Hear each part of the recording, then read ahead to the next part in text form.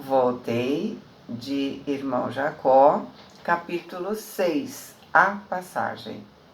Quantas vezes julguei que morrer constituísse mera libertação, que a alma, ao se desvencilhar dos laços carnais, viajaria em plena atmosfera, usando as faculdades volitivas. Entretanto, se é fácil deixar o veículo físico, é muito difícil abandonar a velha morada do mundo.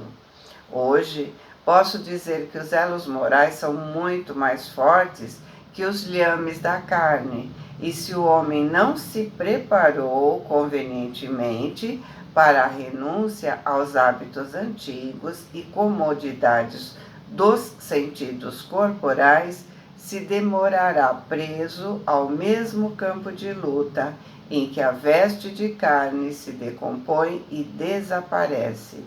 E se esse homem complicou o destino, assumindo graves compromissos à frente dos semelhantes, através de ações criminosas, se debaterá, chorará e reclamará em vão, porque as leis que mantêm coesos os astros do céu e as células da terra determinam o seu encarceramento nas próprias criações inferiores.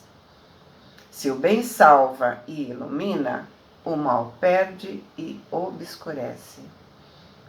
Nos livremos do débito para que não venhamos a mergulhar no resgate laborioso e corrijamos o erro enquanto a hora é favorável, evitando a retificação, muita vez dolorosa. Então, colhemos o que plantamos. Lembremos sempre que a sementeira é livre, mas a colheita é obrigatória e que sempre devemos plantar. Então, escolher o que planta. Muitas vezes adiamos o início de algo e pode ser que depois não conseguimos mais fazer. Presta atenção na expectativa inquietante. Agora que me desembaracei do corpo grosseiro, então restituído à carne, a mãe comum de formas mortais, o próprio destino me intrigava. Abandonamos o cemitério e, preocupado, reparei que Marta sorria afavelmente para mim. Bezerra e o irmão Andrade se despediram com um afetuoso abraço, declarando que nos esperariam dentro de 2 horas em determinado lugar, perto do mar. Minha filha respondeu para mim, afirmando que não faltaríamos.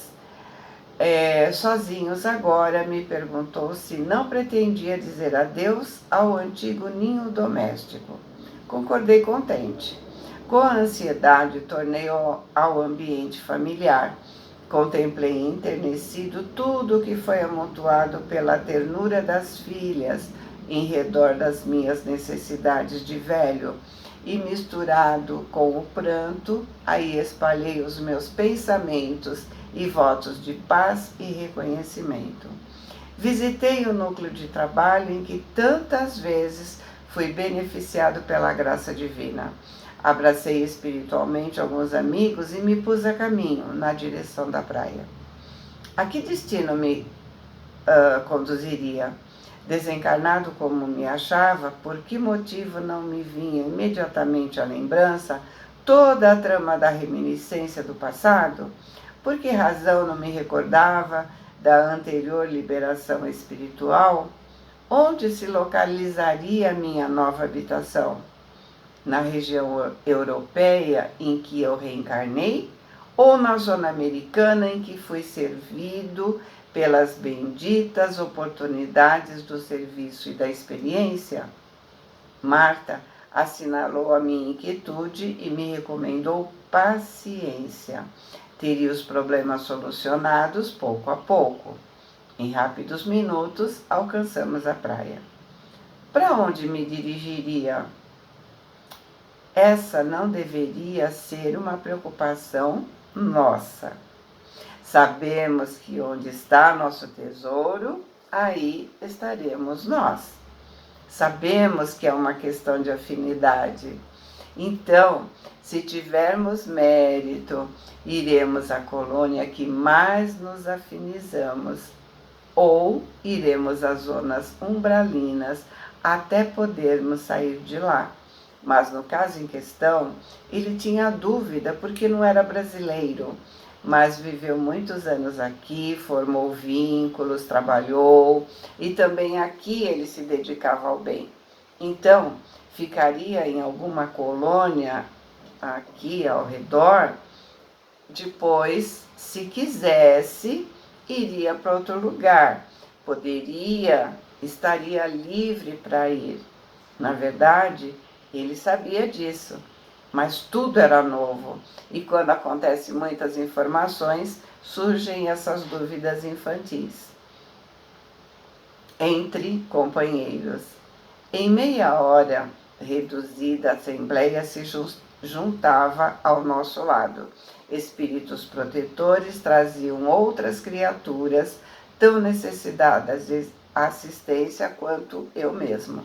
Marta me esclareceu que outros desencarnados carentes de amparo também se reuniam ali, esperando oportunidades de se ausentarem dos círculos terrenos.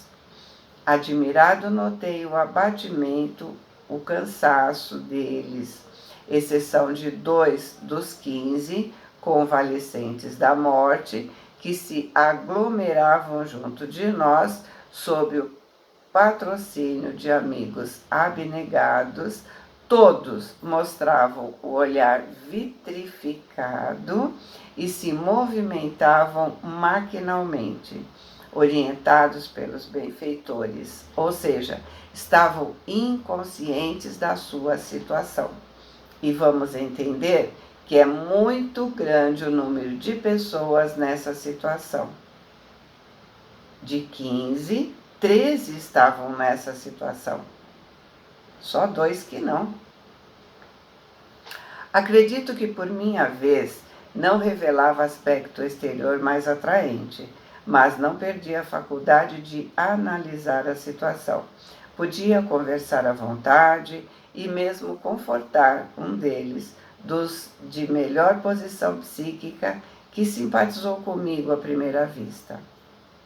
O irmão Andrade, novamente conosco, me notificou, delicado, que nem todos os socorridos haviam desencarnado na véspera. Alguns permaneciam liberados há alguns dias, mas não apresentavam condições de seguir adiante, senão naquela noite formosa e pacífica.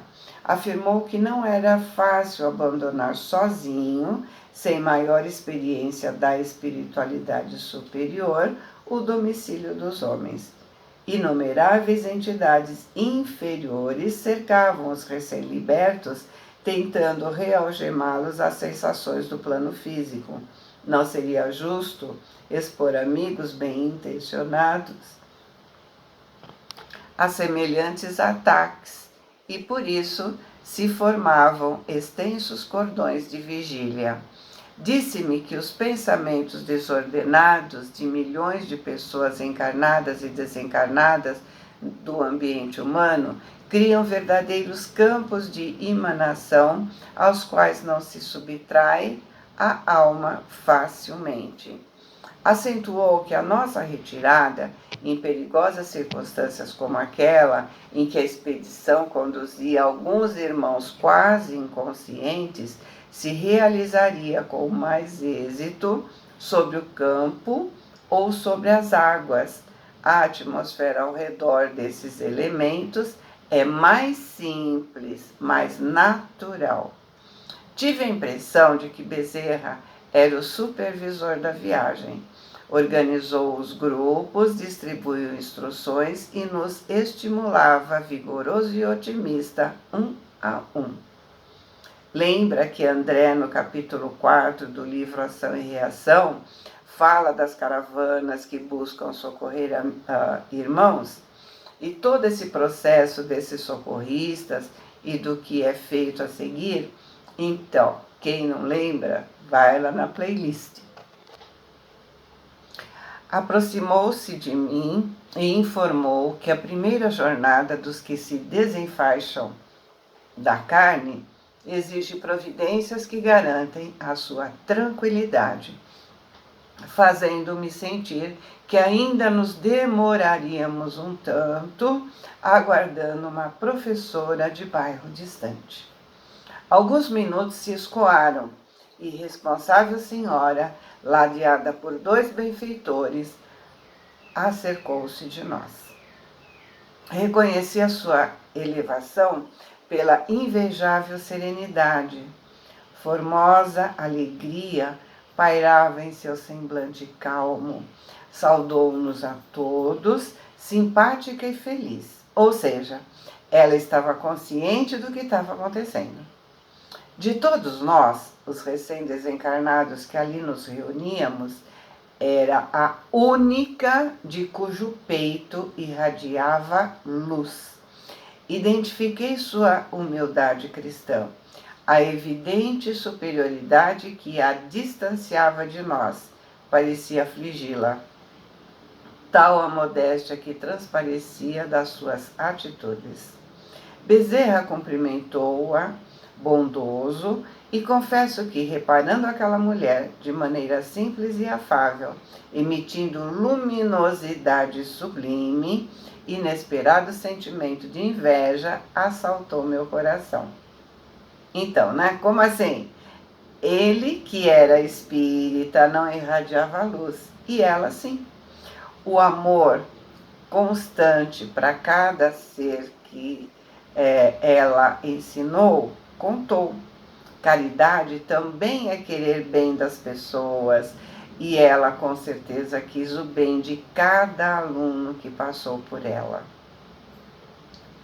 Mas Marta me lançou um olhar de branda reprimenda.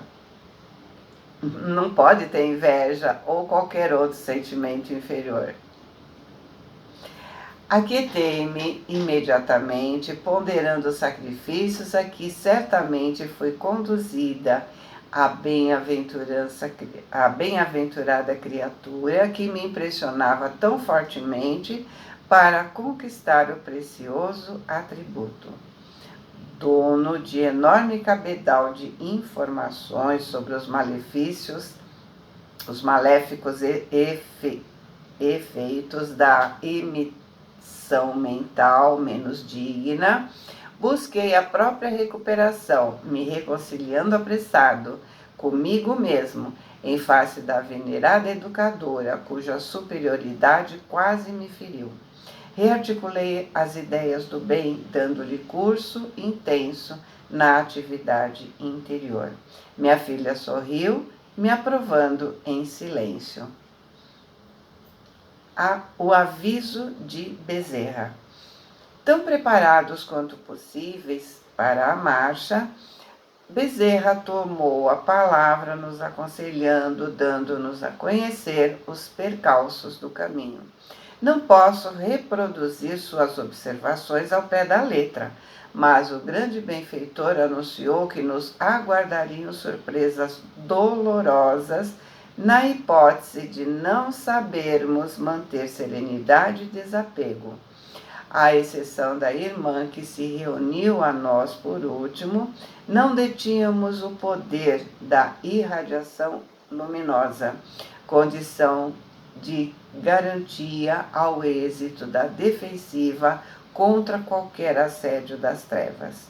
Estávamos quase todos os recém-libertos do corpo desprevenidos quanto a semelhante recurso e distraídos da preparação interior, apesar da amplitude de nossa confiança em Deus.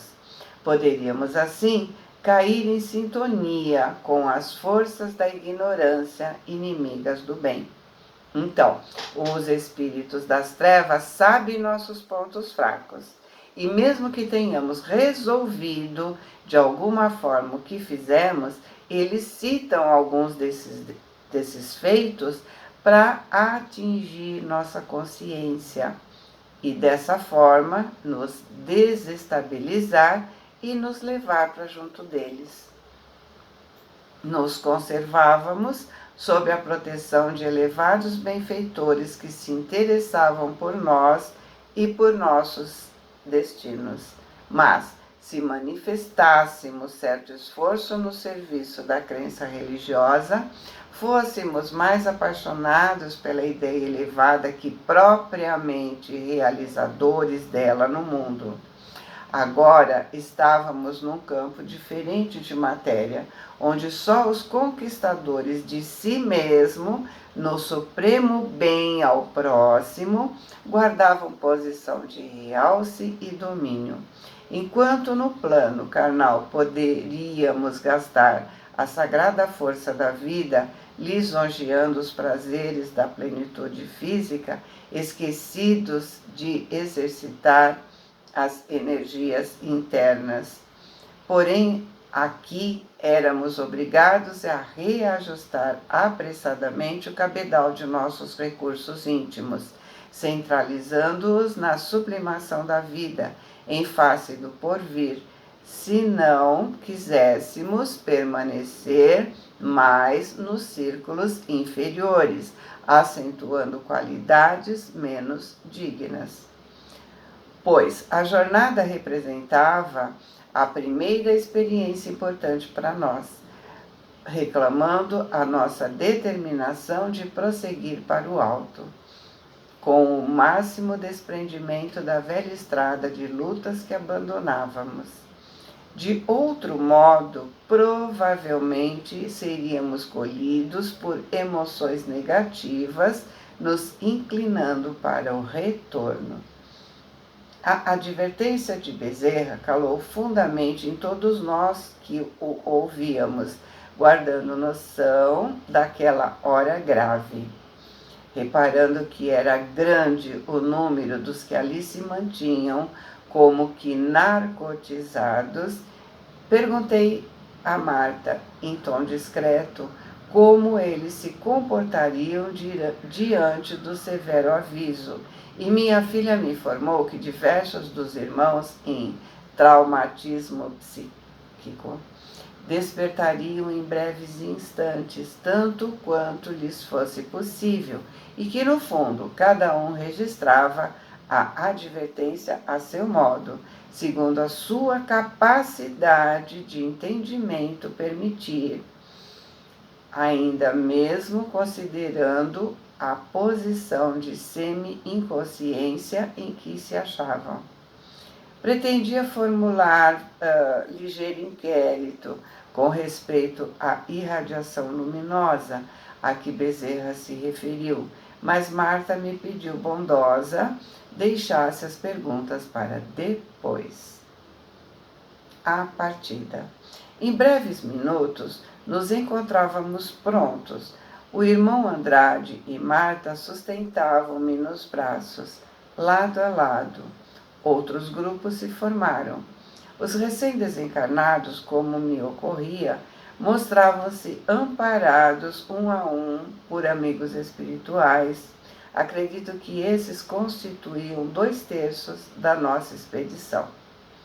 A capacidade de volitar está intimamente associada à força mental, porque após a sentida oração do superior, começamos a flutuar acima do solo, guardando comigo a nítida impressão de que o vigoroso pensamento de Bezerra nos comandava. O poder da individualidade evoluída e aperfeiçoada nos cometimentos espirituais deve parecer de alguma forma ao do dínamo gerador em eletricidade, porque assinalava em mim, de modo inequívoco, o impulso determinante do orientador que ia à frente. Não seguíamos em cordão contínuo, mas em grupos de 2, 3 e 4, unidos uns aos outros. Apesar do batimento, não quis perder o novo espetáculo.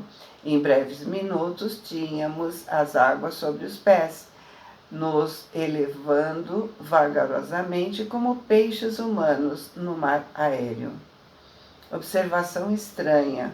Julguei que pudesse continuar vendo edifícios e arvoredo, rios e oceano, embora o céu noturno como se contemplasse o solo planetário da janela de um avião comum. Mas a sombra embaixo era assustadoramente mais espessa. Então, ele achou que seria como estar num avião, ia subindo e vendo tudo ficando para trás. Mas não, viu uma sombra assustadoramente espessa, ou seja, ele começou a ver as regiões umbralinas aqui na região da Terra, que nós não conseguimos ver, mas às vezes sentimos, né? É só lembrar quando vamos a alguns lugares, nos sentimos num ambiente pesado. É o plasma mental que emitimos com nossos pensamentos negativos. Indaguei do irmão Andrade sobre a origem do fenômeno e ele me afirmou que a esfera carnal permanece cercada por vasta condensação de energias inferiores diariamente liberadas pela maioria das inteligências encarnadas, assim como a aranha vive enredada na própria teia e que de mais alto, com a visão de que já dispunha, poderia ver o material escuro a rodear a moradia dos homens. Quando perguntei se aconteceria o mesmo caso partíssemos durante o dia, ele informou: não. Como acontece entre os homens, animais e árvores, há também um movimento de respiração para o mundo. Durante o dia, o hemisfério iluminado absorve as energias positivas e fecundantes do Sol, que bombardeia pacificamente as criações da natureza e do homem, afeiçoando-as ao abençoado trabalho evolutivo. Mas à noite, o hemisfério sombrio, magnetizado pelo influxo absorvente da Lua, expele as vibrações psíquicas retidas no trabalho diurno, envolvendo principalmente os círculos de manifestação da atividade humana. Portanto, o quadro de emissão dessa substância é diferente sobre a cidade, sobre o campo ou sobre o mar. Nos polos do planeta permanece o gelo, simbolizando a negação desse movimento. Mais tarde, você observará que as mesmas leis que controlam o fluxo e o refluxo do oceano influenciam da mesma forma o psiquismo das criaturas. Recordei as páginas de André Luiz narrando a vida além túmulo e tentei alongar a curiosidade sadia que chegava a vencer minhas impressões de abatimento, mas o delicado amigo me aconselhou silêncio e oração, à face da expectativa inquietante, naquela hora difícil, de nosso retorno à vida espiritual. Então, ele está lembrando, né, de André Luiz, falando da importância do sol em seus livros. Por exemplo, nos Missionários da Luz, no Ação e Reação. A respiração do planeta é durante o sol. O sol é muito importante para a nossa vida. A ciência já descobriu isso. E as emanações psíquicas sobem durante a noite. Boa semana, fiquem com Deus, amo vocês.